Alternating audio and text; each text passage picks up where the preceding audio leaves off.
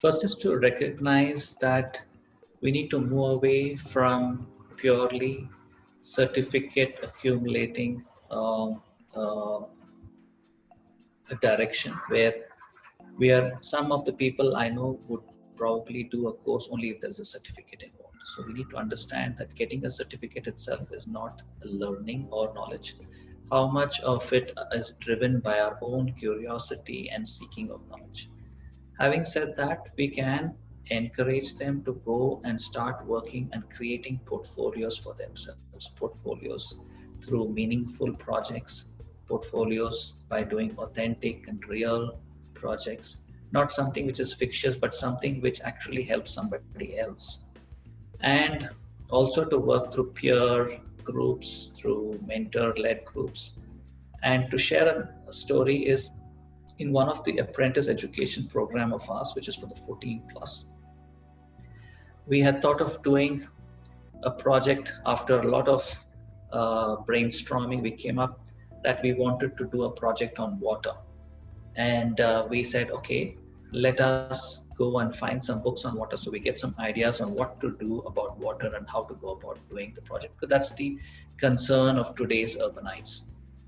And we went to a couple of bookstores and we found that there was no book specifically on water. It was there in the encyclopedia here and there and some subparts of some books. There was no book on water. And coincidentally, somebody also informed a water expert that water is the least researched subject. Then it made us wonder that maybe we should write a book on water. So that became our project.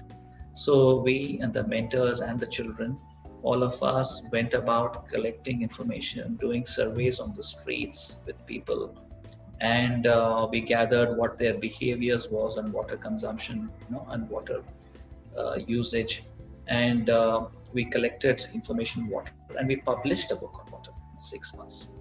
So that became the project and the portfolio. Do they have a certificate? No, they have a book that they have published, and so that becomes their portfolio, what they have done. Similarly, we should encourage the youngsters and the next generation to put more energy and focus on writing content, publishing books, to innovate, to invent, to patent, to come up with original content and ideas and to pursue that rather than pursuing somebody else's idea and content. And to do that, they need some mentors who can guide them and then help them that, okay, you have this brilliant idea, now I want you to pursue it to the logical end. Let it fail or succeed, that's a different matter, but pursue it to the end.